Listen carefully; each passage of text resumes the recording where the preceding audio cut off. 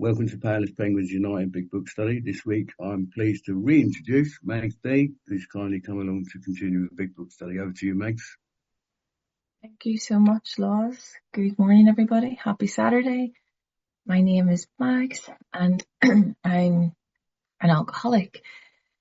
And it's great to see so many familiar faces this morning. And thank you, everybody, for always being here. It makes such a difference. And for anybody that's new to the meeting or anybody that's returning, you're very welcome. So all you've got to do is now stay.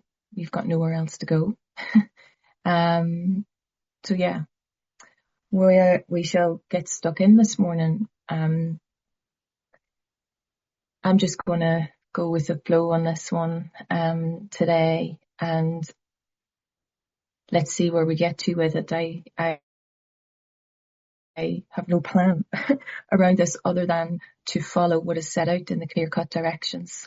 So don't be surprised as I go through this line by line.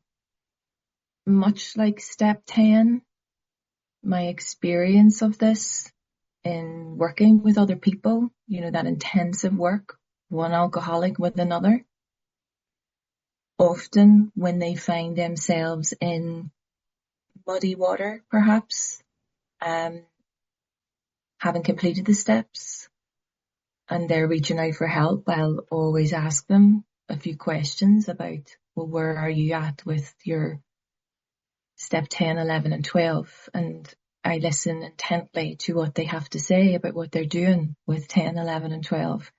And my experience of it is that when I listen to them, they're actually not doing 10, 11 and 12. Therefore, I'm not surprised that they're in kind of muddy water. And when I talk to them about, what that 10, 11 and 12 is, there's kind of sometimes a little bit of a disconnect, because when I'm talking about what's set out in the Big Book of Alcoholics Anonymous, and they're doing everything but that, that little disconnect can be there. But it is a way for me to kind of tap into where someone may be at. And it's also a way for me to tap into where I may be at in relation to my daily reprieve practice. What's set out within what we're going into today in step 11 is so incredibly important, and it is so incredibly precise that the gifts that you receive as a result of this step 11 are beyond words, are beyond measure, and I genuinely mean that. That is my own personal experience with step 11.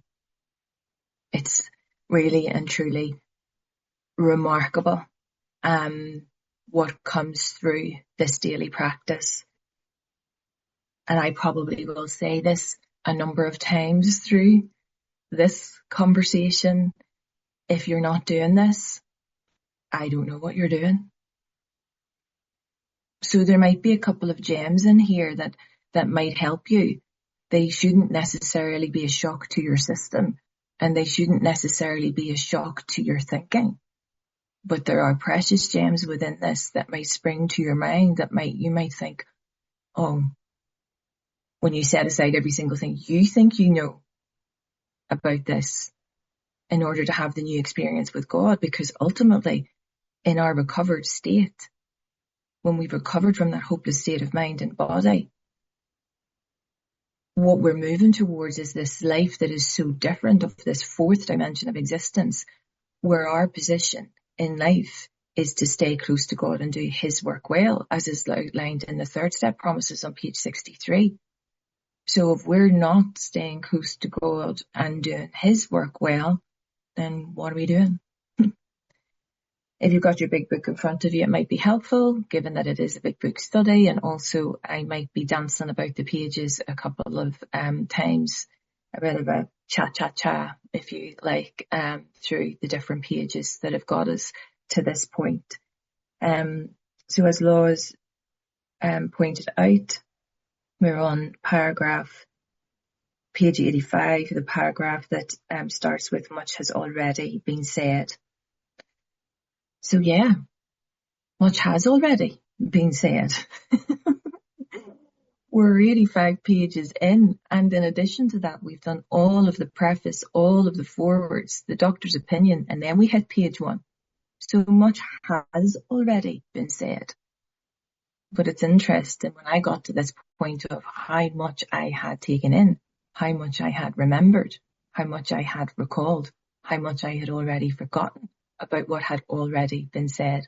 And at this point, my amazing sponsor has this lovely technique of always reminding me of the things that I may have misinterpreted, not heard, chosen not to hear. And I love how I call it the golden thread that runs right the way through the beginning of the book, the first 100 that wrote these pages, that were so convinced by this program of action and this program of recovery. Convinced, meaning that they were so moved by the evidence that they took the time to write it down, that they never want us to forget.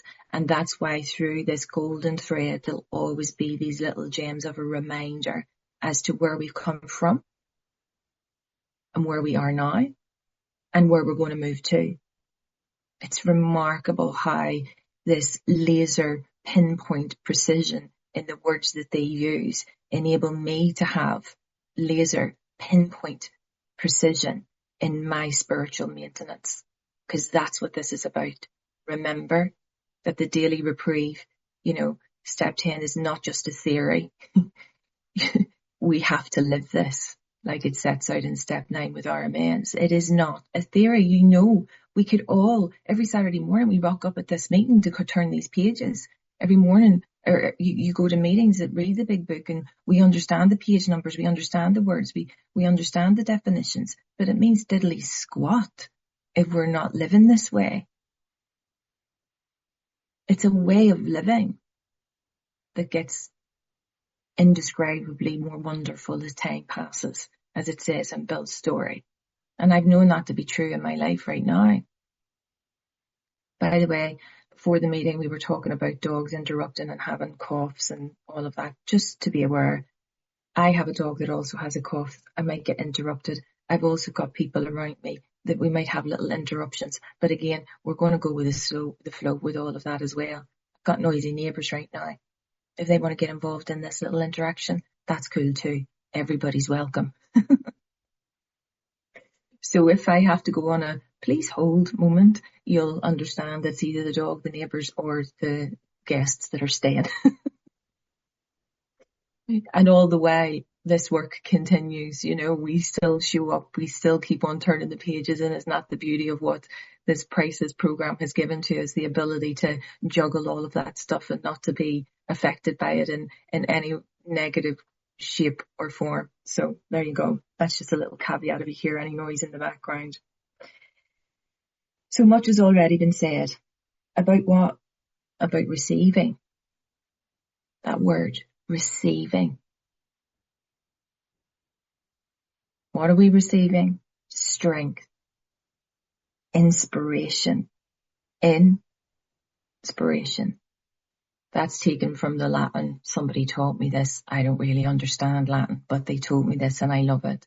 Taken from the Latin word inspiro, meaning inner spirit. Okay, so we're receiving strength. Inspiro, our inner spirit. We're receiving that inner spirit and direction from Him who has all knowledge and power. Not if, not but, not maybe, who has, not just a little bit, who has all knowledge and power. Power in this lowercase form meaning strength. Power with the uppercase P is another word for God. Okay. Now this isn't the first time that we're learning about step 11.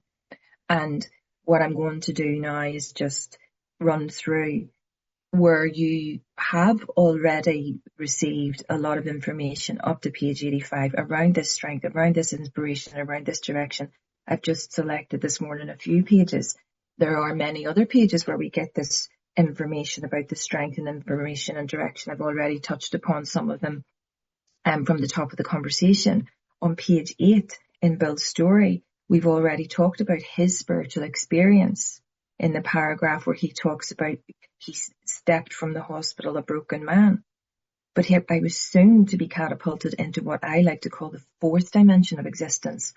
I was to know happiness, peace, and usefulness in a way of life that is incredibly more wonderful as time passes.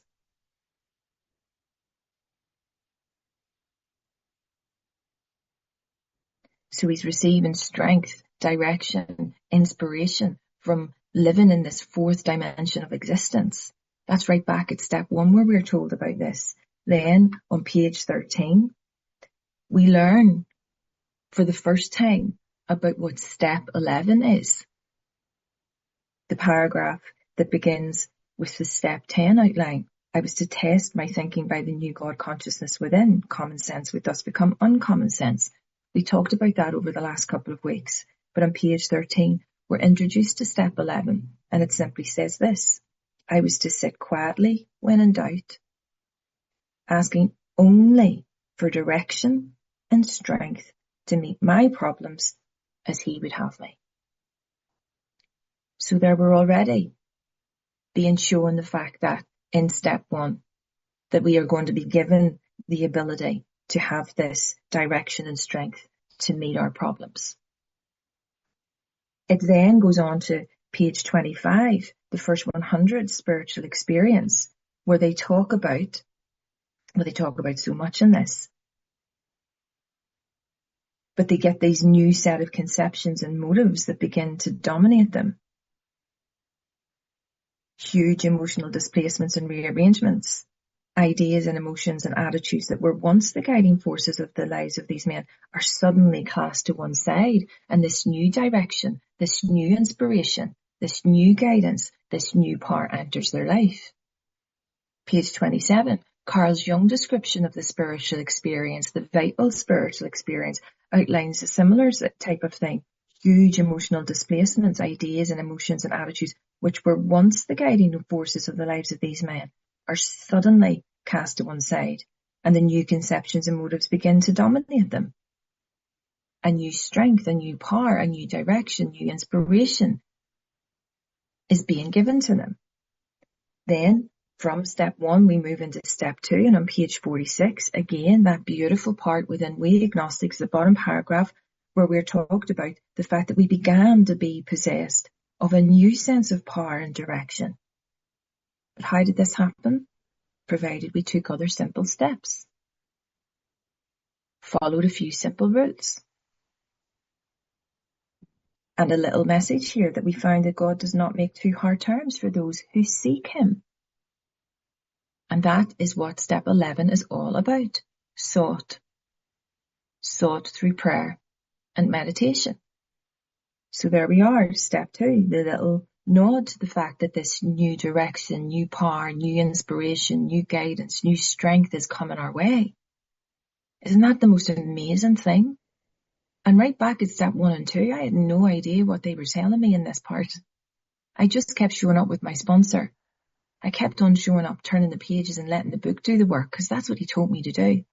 I had no idea that this phenomenal change, personality change, psychic change was going to be given to me without any real thought or effort on my part.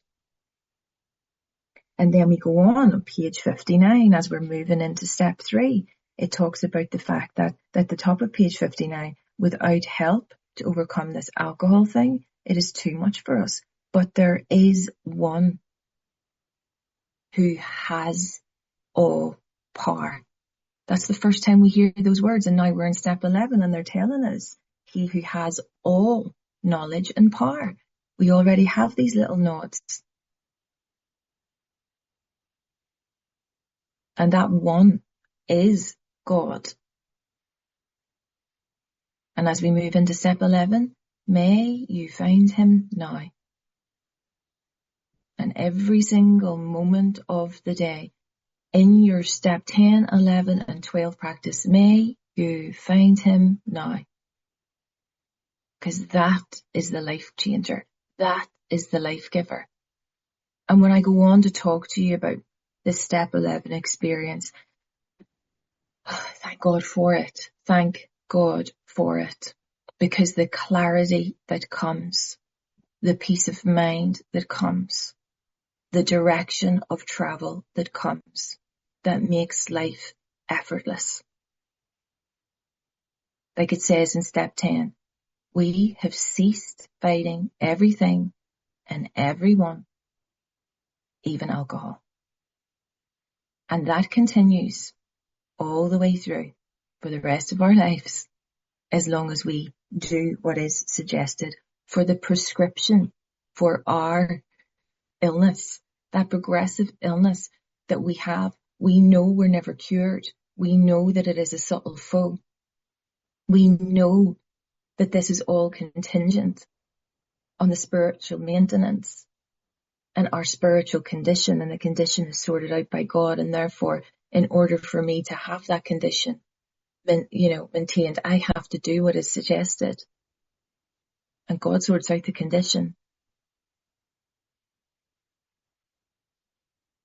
Page 63, those amazing third step promises couldn't be clearer. The top of the page, the first paragraph. I love these. I read these as very, very often to remind me of the fact that as we felt new power flow in, as we enjoyed peace of mind and we discovered we could face life successfully, as we became conscious of his presence, we began to lose our fear of today, tomorrow and hereafter.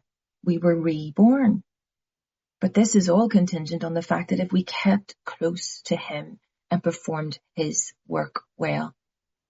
And step 11 enables us to stay close to him. And what it also enables us to do is to understand what work he requires us to do.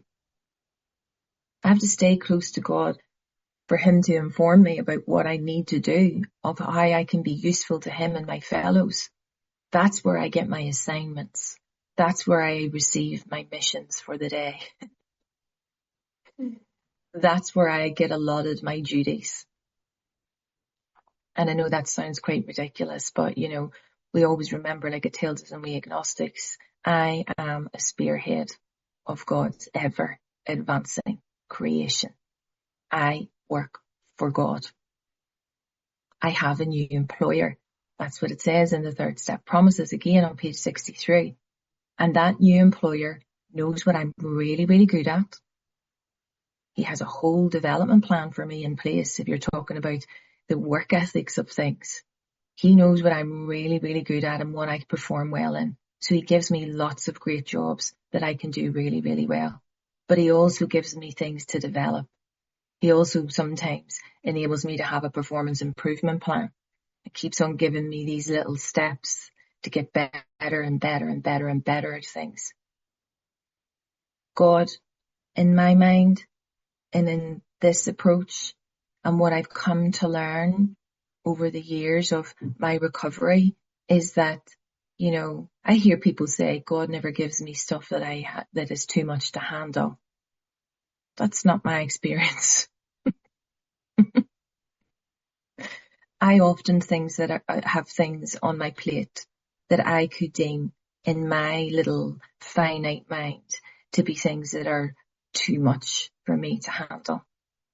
But what this practice has enabled me to grow towards in understanding and effectiveness, like it says in step 10, is that in many respects my development plan and where God wants me to grow to be even more useful to him and my fellows is that he will place me in positions where he is doing for me what I cannot do for myself.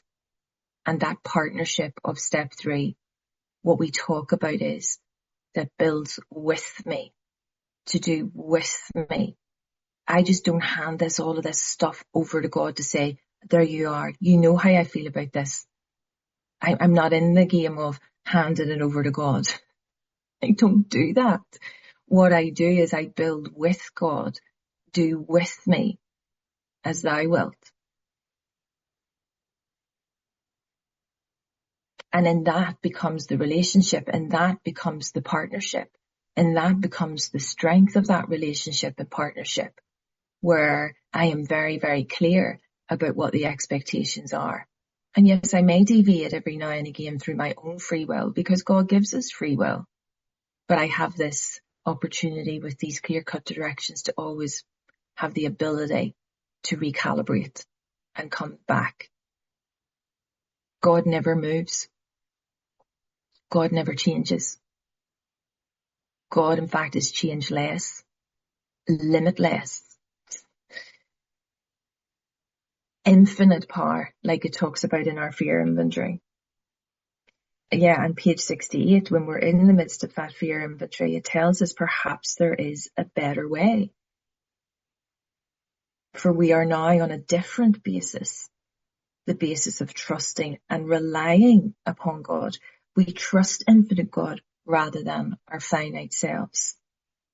Because here's the thing, at this point, you very well know, whether you like it or not, but you very well know, we are in the world to play the role He assigns. That is my mission. That is my assignment. And through doing those missions and doing those assignments, I no longer live in the world of calamities all the time. I have the opportunity and the ability to match all of that calamity with the serenity that I receive through His strength, His direction, and His power. Do you see how all of those golden threads run right the way through from step one? And before anybody then says, oh, she didn't do that bit and she didn't miss that bit and she didn't mention that page, that's dead on. I'm not going to sit here for the next X amount of time and go through. That's just a little selection of the ones that came to my mind this morning. There's so many more examples peppered the whole way through the pages of the power, strength and inspiration. But I just love to reflect on that part, because when I'm sitting with sponsees, it's a really beautiful thing to go through that. And not only for sponsees, but a really beautiful thing for me to reflect on the journey that we've all been on together to get to this point. And that the people that wrote this book, this practical program of action, are so clear and determined that they want us to have what they experienced. They want us to have what they had. You know, this little spiritual toolkit that's set at our feet. This, our 12 steps for our own personal recovery, for our mind.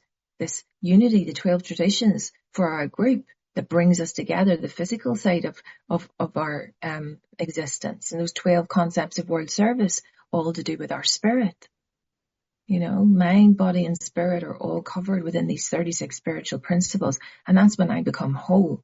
That's when I become complete.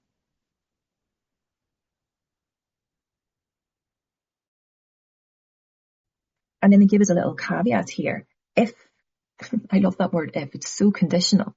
If we have carefully followed the directions up to this point. Because if you haven't, you won't have a clue what we're probably talking about right now. So if that's the case, then get a sponsor and do it. Do the steps. Have a spiritual awakening as a result of the steps, and it'll all make sense to you. There's nothing to work out here. It's all set out so clearly. There literally is nothing to work out. So if I follow these directions, we've begun to sense the flow of His Spirit into us. We've begun. Like we talked about in step 10. We've only just entered the world of the Spirit. We've only put our toe across the threshold. We're only just popping our head around that door. But it's going to open further and further and further, and you're going to go further and further into that world of the fourth dimension of existence, where it becomes like it says later on, an actual working part of our mind. Right now, we're in the depths of real practice and action to get this into our way of living, because what we're doing is changing the habits of a lifetime. Changing the thought processes, the warped thinking. We're changing all of those habits of a lifetime. This is all new. So to some extent, we have become God conscious. To some extent, we've become aware of God. Definitely up to this point. We're aware of his presence. We might connect every now and again, or you might feel that power really, really strongly, and other times you might not. Doesn't matter. But what they're saying here is, yeah, we acknowledge to some extent you've become aware of it. We've begun. I love how they continue to remind us we're only just starting out. We've only begun to develop this vital sixth sense. Vital in this book meaning life-giving. Life-giving sixth sense. This intuition, your inner teacher, your inner tutor, your inspiration, your inner spirit. You're only just tapping into this sixth sense. I love that. We all have that sixth sense, and absolutely it gets stronger and stronger and stronger the more we practice this. But here's the thing, people. I love this. Obviously, we're in the chapter into action. You know, when we turn those pages, when we move from 4 and 5 into 6 and 7, and then we thought, oh my God, really? There's more action? Well, they remind us again. Isn't it great that we know all of that stuff and we've been given that strength and the direction, the inspiration? But we must go further, and that means more action. So listen up, people. More action. And this isn't going to be the last time you hear that word. If you are not taking action within these steps of 10, 11, and 12, then there's something that needs to be adjusted. There's something that needs to be recalibrated. If you're coming to these meetings and just sitting in the meetings, listening to everybody's stories and hearing about their recovery and not taking your own action to get a sponsor, get a big book, and have a spiritual awakening as the result of the steps, I don't know what you're doing. I don't know why you're here. Yes, your seat is here, but when these rooms are around, the whole thing is when you're ready, when for business, when you're ready for action. It's not okay just to sit in the rooms and take no action. That might sound tough. That might sound harsh. But that's the matter of fact. You're not going to get this, Lorraine, my favourite word, by osmosis. You're not going to get this by soaking it up, buttercup. You have to take the action. So back on page 13, I love this part. I love this part of the book. It says, back to that paragraph, halfway down, never was I to pray for myself. Everybody just pays attention to that. Oh, you know, it's wrong. We should never pray for ourselves. You shouldn't be doing that. You should never pray for yourself. Really? Because I tell you now, the direction that I see that follows that tells me, and I'm always praying for myself. And I'll tell you the reason why. Because never was I praying for myself for all of the things that I once thought were important. The car, the boyfriend, the husband potentially, the holidays, the money, the career. Praying for that never got me anywhere. But in this world of existence, never was I pray for myself, except as my requests bore on my usefulness to others. So let me tell you, I am constantly praying for myself these days so that I am being given the direction, the strength, and the power to understand from the power how I can be more useful to others. Yesterday, I had a day at work where I was in constant, and I mean constant, prayer for myself as to how I could help the people that were around me. Sandra knows this. I say it all the time. Like yesterday, I was surrounded with these people that absolutely and utterly insisted on having their own personalities, and it was not working for me. It literally was not working for me. So I was asking God constantly to help me set aside every single thing I thought I knew in order to have a new experience with this power, in order to have a new experience with him, in order to have a new experience with this person that was standing in front of me. Please, God, give me the words to being useful to this person as opposed to what I really want to do. Okay, so I am constantly praying for myself to ensure that I can be useful to others, because here's the promise. Oh my God, this is amazing. This is what happens with step 11. Then, in being useful to others, in asking for direction and guidance and strength and power through my step 11 practice, I am in the world to play the role that he assigns. I am on an assignment. I am on a mission. Then only might I expect to receive. But here's this magical, miracle situation that happens in our lives. When I do that stuff, I expect to receive. But that would be in great measure. Great measure. See, in doing this work, well, intensive work, one alcoholic with another, being of service, this altruistic movement that we are part of, this self-sacrifice, this selfless approach to things, this altruism that we work through, right? This spiritual program of action. I don't have any piddly, tiny, yucky little results of, oh, isn't it great just to get up out of bed in the morning? What? Yes, that is great, but it's not the only thing that my recovery gives to me. I receive in great measure. Great measure. I was on the bus the other day. This is where I do. Laws knows this. Well, maybe you don't. But anyway, lots of people know about the fact that I travel on public transport.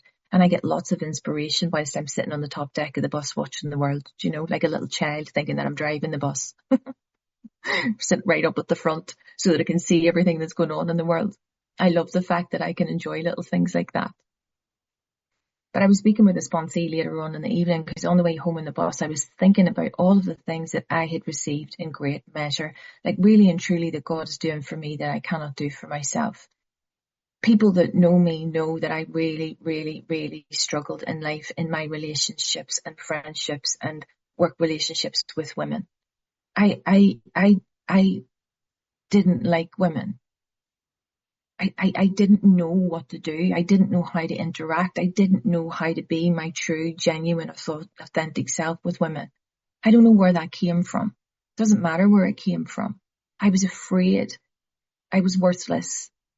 I was very self-conscious and all of that. Horrible, really. And, you know, on many occasions, you know, the drink thing was the solution to give me the confidence to take away all of those things that I thought about myself, which were never true. They were never real. But through this process and this program of action and program of recovery and God doing for me what I could not do for myself, through this constant seeking through prayer and meditation, somehow or other in my life, I am constantly, and I mean constantly, working with women. In my volunteering work, in my sponsorship work, obviously, in my employment, in all of the additional stuff that I do, it's phenomenal that God has placed me in the world to be in the role that he has assigned, which is the last place that I want to be. It's the last place that I want to be.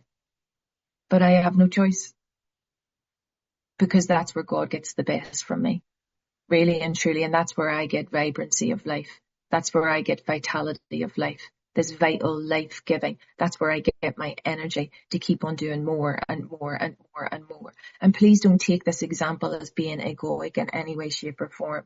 I'm sharing it just as a demonstration of what the power is doing for me that I cannot do for myself. And I get this direction through my prayer meditation. You know, I receive in great measure from the people that I do not want to be around. And it's a really beautiful thing. Like, don't get me wrong, of course, now I want to be around these people and it's a beautiful thing. But, you know, it takes practice for me. It takes action for me to stay in that zone, because sometimes my ego wants to take me back to that sense of inadequacy, of worthlessness, of low self-esteem and my pride and what other people think of me. but through this daily practice and watching that in step 10 and bringing it to my prayer and meditation in step 11, and then living in step 12 and growing in step 12, everything changes in a heartbeat. That's what this program is all about. And if you're not experiencing any of this whilst you've recovered from that hopeless state of mind and body, then maybe talk to your sponsor about recalibrating what your practice is with 10, 11 and 12, because this is where the gems are. This is where the gold is. We receive in great measure peace of mind beyond articulation, gifts of life and relationships and connections and progress beyond words. All of the stuff that we thought we wanted to make us feel whole becomes so insignificant. And that freedom that one receives because we're no longer trapped in this bondage of ourselves is just truly remarkable. You know, I didn't know that when I came into the rooms and the ability to have the spiritual awakening as the result of the steps, what full-blown recovery would give me. And I often wonder about those individuals that are just here for relief from alcohol and drugs, because there's more. There's so much more. And it's through this conscious contact with this changeless, limitless, most powerful, all-giving, most generous spirit that we attain something that ultimately transforms our lives to the extent where it's totally and utterly recreated, where I certainly feel as if I've been reborn, that the life I had before is there. I recognize it, I acknowledge it, and it was a very beautiful thing because it's what got me here today. I say it all the time, I don't have a better life because of Alcoholics Anonymous. I have a brand new one. And that's what's ahead. So here's the action. Step 11 suggests prayer and meditation. Both. That word "and," I emphasize it because it's important. And listen, we shouldn't be shy on this matter of prayer. No way. Pray all the time. Tell people that I pray all the time. I don't care what they think of me. Better men than we are using it constantly. Of course they are, these spiritual leaders of this world, the religious leaders of the world. They're doing it better than we are. You know, these individuals that doesn't matter what organized religion they're from or what their practice is, but, you know, they might be up at 3:30 in the morning. They might be praying 17 times during the day. They might have different sacraments and practices that they're doing at various points in the year. They're definitely doing it better than I would ever have had. And they're using it constantly. The same applies to us in this world. Let me tell you now, I do not have to be a monk sitting up at the top of a mountain by myself in a cave to be able to have peace of mind. I don't have to be wrapped in robes of a particular colour and to sit and sing and chant and breathe in a particular way for 14 hours a day. That is somebody else's life potentially, but it's not mine. Okay, that vocation is not mine. Sometimes I wish it was. Sometimes I want to go to that cave. Sometimes I want to go to the top of that mountain and wrap myself in robes and never see another human being for the rest of my life. Yeah, sometimes I do want that. But the reality of it is that ain't going to happen for me at this point. Maybe in a few years, who knows? Then you'll all be saying, do you remember that Max one? Did you hear she was up a mountain in a cave? Because if God wants me to go there, then that's what's going to have to happen. He'll tell me through my prayer and meditation. He tells me everything else, so why wouldn't he guide me up the mountain? Anyway, I digress. I don't know where any of that's coming from this morning. I told you that I was going to go with the flow. I know, Lorraine, shake your head all you want because I have no clue. This is what happens in life. This is what I love. Anyway, it works because it really does. It works if there's that little conditional word again. if we have the proper attitude and work at it. Attitude, that direction of travel. You know, in the flight, the pilot has the attitude down in the cockpit, the direction of travel, where he's heading towards the horizon. I know my direction of travel every single day with my spiritual practice, the spiritual toolkit that is laid at my feet. The attitude gives them the degrees to where that plane is going to land. I am clear that if I'm in that plane and I need to get to Barcelona, I follow that attitude. If I go 1 degree off that attitude, I'll end up in another city altogether. And the same applies with my spiritual practice, my spiritual program. If I take 1 degree off that attitude, I will end up somewhere else. Remember, it reminds us alcohol is a subtle foe. We must not rest on our laurels. If we rest on our laurels, we'll end up in a different destination. We will become powerless, life unmanageable, etc., etc. But we're not going to go there, because if you work it and have the proper attitude, it will work. You hear me say it all the time. If you do the work, it works. If you don't, it just won't. It would be easy to be vague about this matter. Yeah, just do a few prayers. Just sit for 5 minutes or maybe 10 minutes or half an hour or something. It would be easy to be vague about it. Just knock yourself out going, now you've done all of the other work, I'm just going to kind of do whatever. That is the easy option, kind of vague. But we need discipline. Us lot need discipline. And it tells us that later on. And as a result of that discipline, what they're doing here is that we believe we can make some definite and valuable suggestions. Oh, they're only suggestions.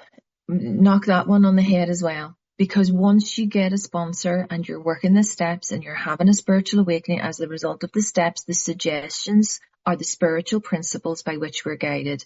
Back on page 60, it talks about these spiritual principles. Back in the day when the book was written, principles, when you look it up in the AA dictionary, it's all about laws, okay? So they're not just suggestions. They're principles, spiritual principles and laws that need to be followed. If we break the law in this world, we get in trouble.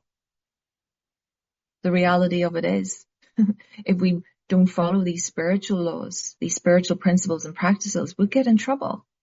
Okay, so it's not just that they're suggestions to pick and choose what you want to do. No, they are the laws by which we are guided, and therefore we will receive in great measure. Step 11 in the short form that's set out on page 59 is a very beautiful form of the short form. If you are only doing the short form as set out at the bottom of page 59, then get with the program. Because from page 85 right the way through to page 88, step 11 in the long form. Very clear, precise instructions about what your prayer and your meditations need to be. This is the prescription that I need as an alcoholic. I can do all sorts of other things, but I do this constantly. I can add to this as I go through the day and all of that. But if I'm not doing this, then I'm not following the prescription for this progressive illness that I have. Remember, we're never cured. It's contingent on our spiritual condition. So the short form, sought. So we're finding, we're requesting, we're seeking through prayer and meditation to what? To improve our conscious contact with God as we understand Him. To improve every single day, we're improving it.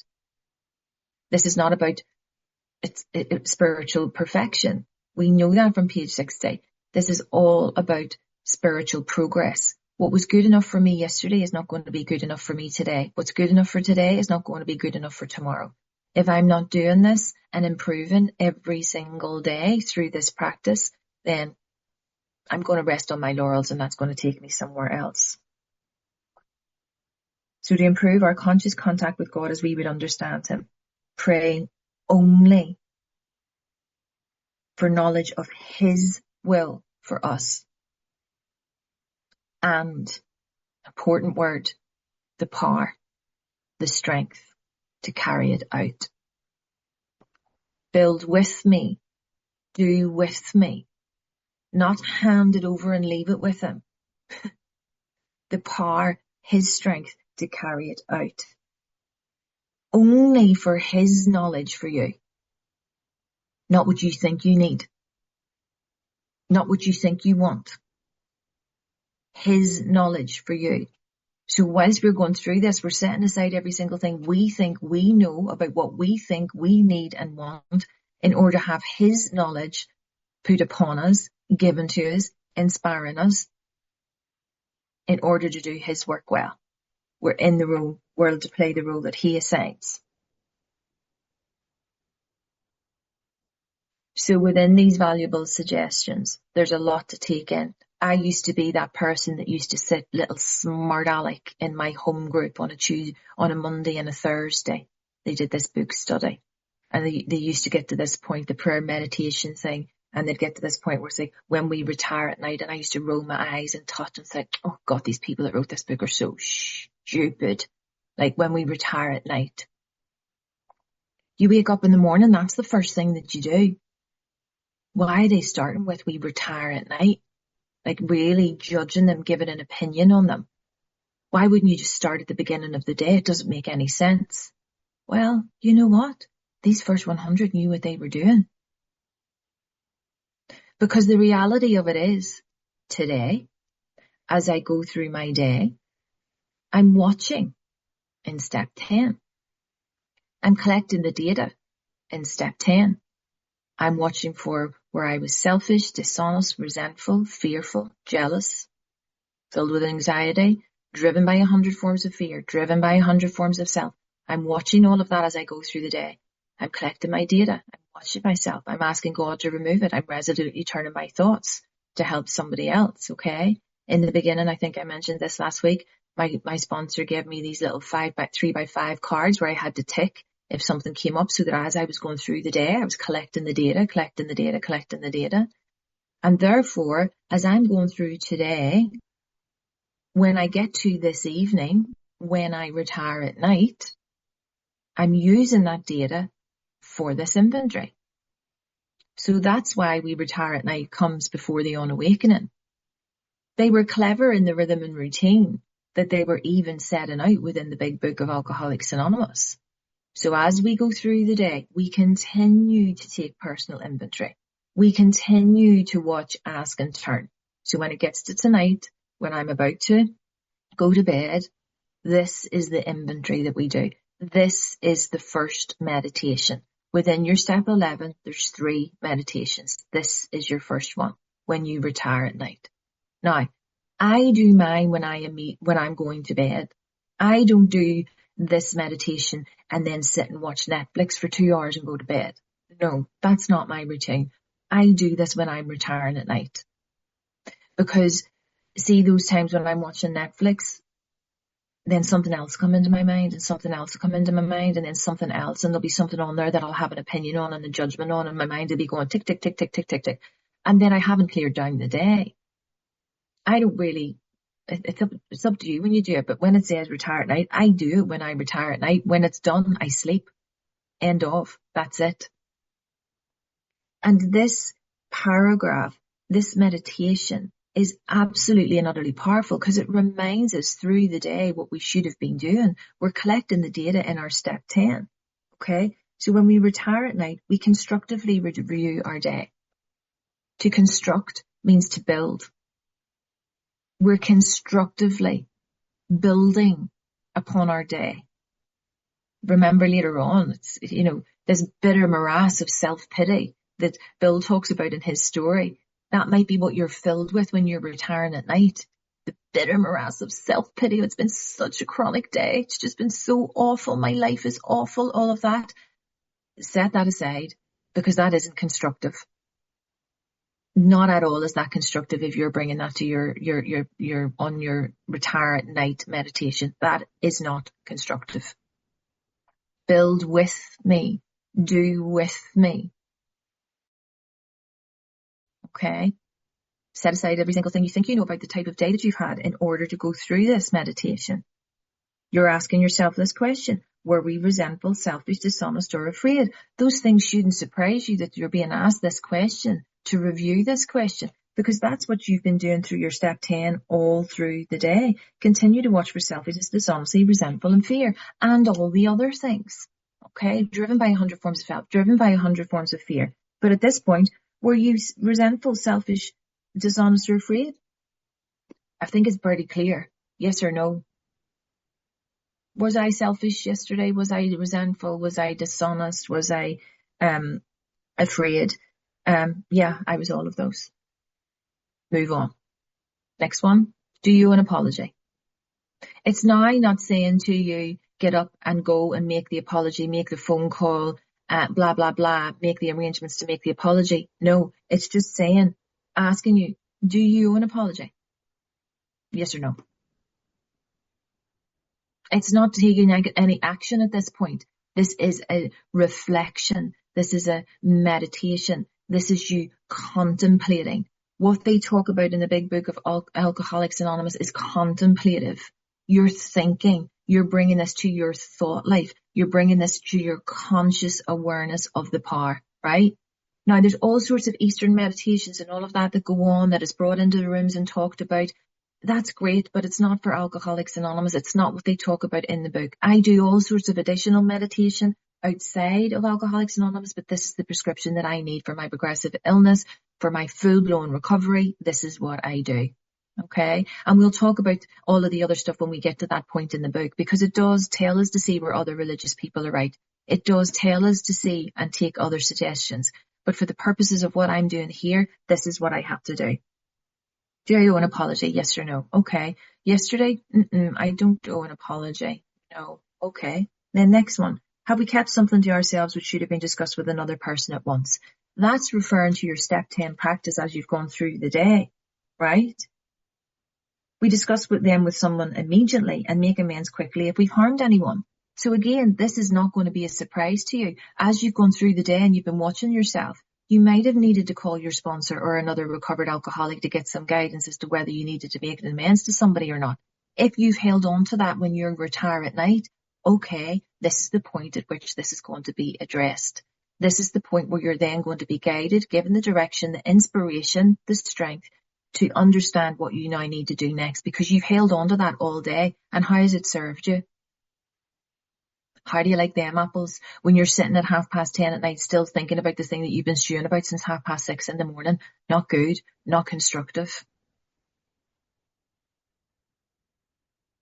We can't hang on to this stuff throughout the day. We've got a set of clear-cut directions that enables us to get rid of it. Ask God to remove it. Resolutely turn your thoughts.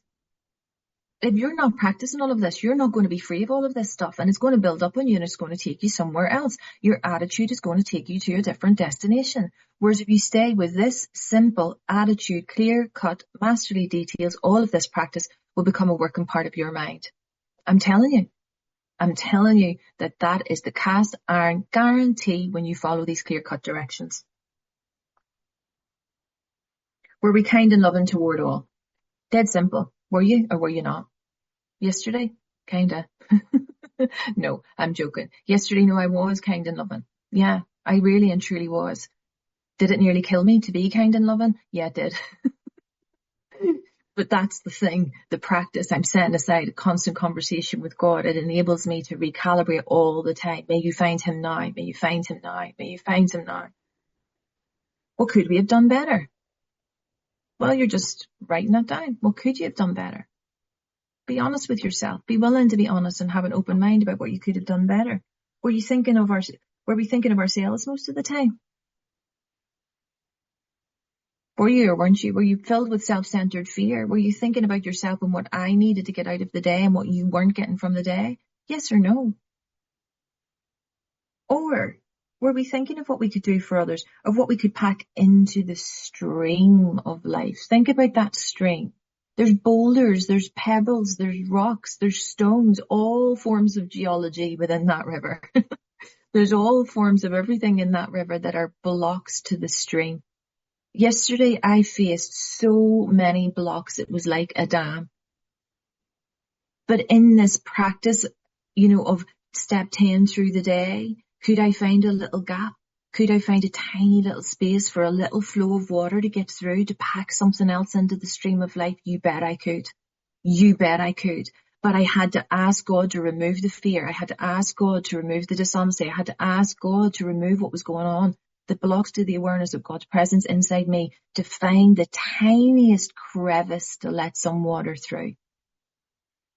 And when that little crevice appeared, that water flowed, and oh my God, I came out the other side, and there we were again, free flowing. Off we go, one foot in front of the other.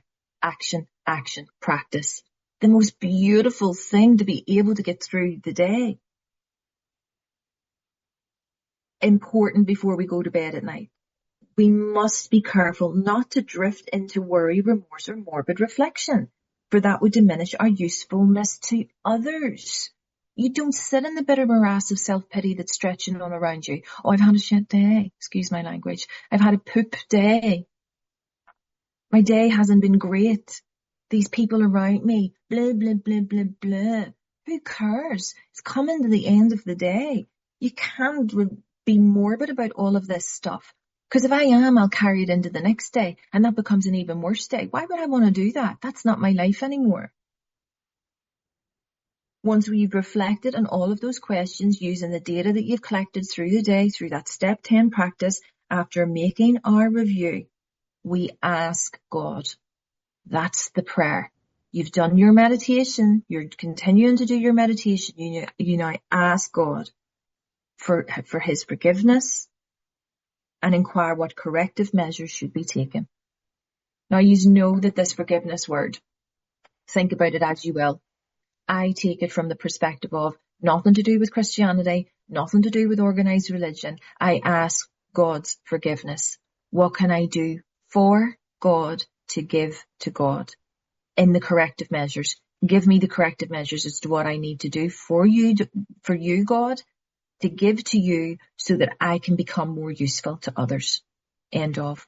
And I sit in quiet contemplation, asking for his direction and his power and his will in order for me to carry out the clear-cut directions that I'm going to receive through this beautiful nighttime review and meditation. That's how this works. If you do the work, it really and truly works. If you don't, it won't. I've talked far too much, but I wanted to get to the end of that because next week we'll fly into something else with regards to the next step of meditation within step 11. And we'll review all of this next week as well, I'm sure, as we go through it. It's a beautiful, beautiful practice. If you are not doing it and your sponsor hasn't shown you this, then you got to recalibrate.